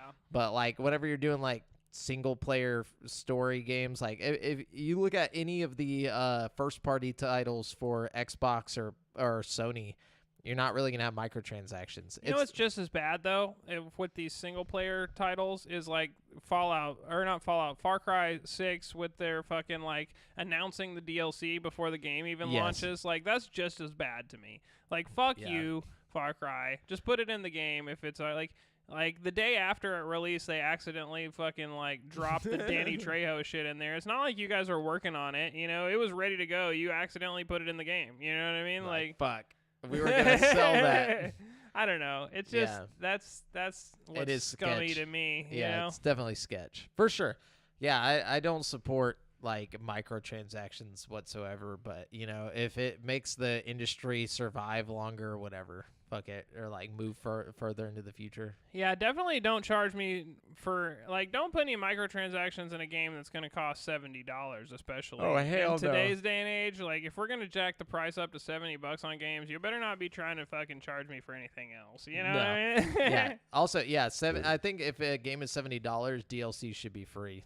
Yeah, absolutely. I'm okay with this trend of like continually putting DLC into games as long as it's free. You know, a lot of games have been doing that lately, especially in the VR industry. I don't know though. Assassin's Creed Valhalla or whatever was $70, and they're about to charge $40 for their DLC. Like that's that's $120 for that game. I 100% agree that that's ridiculous, but it's not $120 if you bought like the Ultimate Edition of whatever. And I don't know math. That's $110, right? Whenever the game came out, you could have bought like the fucking, you know, good version and got all the DLC or whatever. But I will say you get a little bit of a pass if it's like a really big good DLC. Like from what I understand, the new Assassin's Creed DLC is like basically like a full game. You know what I mean? That's fine, but still, it's $40. I'm just saying, you know, if you're giving me like a Witcher 3 quality DLC, there's a big difference. You know what I mean? Like I don't know. There's definitely like a limit where I'm okay with DLC. You know? True. If you're charging me fucking a dickload of money and then all you put in the game, I'm sorry I keep going back to Far Cry 6, but Far Cry 6's DLCs did not justify the fucking price tag they had on them. You know, they're just like little shitty roguelites, like set like based on the fucking bosses of the previous Far Cry games. I don't know, man. I just feel like there's a big difference, like in the Assassin's Creed DLC and the Far Cry 6 DLC, even though they're both Ubisoft. So fuck both of them, bud. Yeah. Fuck them both. Fuck them both. That's what we say about it. Anyways, is that it for the questions? That's all we got on the questions. All right. Respect. Mad respect to you. Respect. Yeah, for dropping those questions. We appreciate it, guys. Much love. And then we're going to wrap up the show with video game drinking games. Video game drinking games with Brent. So I'm giving you guys drinking games based on video games again. Right, so last time we did Mario Kart drinking. Mario Bacardi. Mario Party with Bacardi. But now we're doing Mario Party. But okay, so this one is not like you're going to think. Okay? Basically, you start a Mario Party game. You got 4 people, okay? Okay. Everybody is a CPU, okay? You all pick your character as a hard CPU, okay? And then you just watch them battle it out like horse races. And everybody drinks when your character loses. So, like, if you lose a mini game, you drink. Or you can set as many rules depending on if you how land on a red space, you drink. Yeah, exactly. So you set your parameters, and then you kind of just leave it in the hands of fate. You know what I mean? Watch your little guy go around the track and do his thing. No, that's a smart one. I like the idea of the CPUs. Yeah, that's a good call. It's also fun because inevitably when you're playing drunk Mario Party, somebody will get too drunk and just stop playing the game halfway through. Yeah, you know what I mean? And, so and it's kind of like it's betting on horses kind of situation. Yeah, exactly. Yeah, I like it. Gambling. It's good, but with your kidneys. With your liver. Yeah. I'm sorry, not your kidney. Well, yeah, I'm sure it'll, it'll work its way anywhere, down to your kidney. But yeah. But anyway, so that's it for the show. Remember, guys, you've been listening to GameSpeak Podcast, courtesy of GameSpeakPodcast.com. The show posts for free every Wednesday on all podcast platforms, but you can watch it live before anyone else on twitch.tv/GameSpeakPodcast, youtube.com/CreateForSanity, and Facebook.com/group/GameSpeakPodcast every Monday evening at 7:50 p.m. CST. Be sure to submit any questions you want us to read on the show to the GameSpeak Podcast Facebook group, and check out our video content the day after on youtube.com/CreateForSanity. And if you want to stay up to date with your boys, you can find me on Twitter at the handle @JoffreyJamil, Brent at Brent Has One, that's the number 1, and check out the GameSpeak Podcast. Oh, and Devin at Devondrius. Already forgot the boy. No, but and check out the GameSpeak Podcast Instagram. Until next time, listeners. I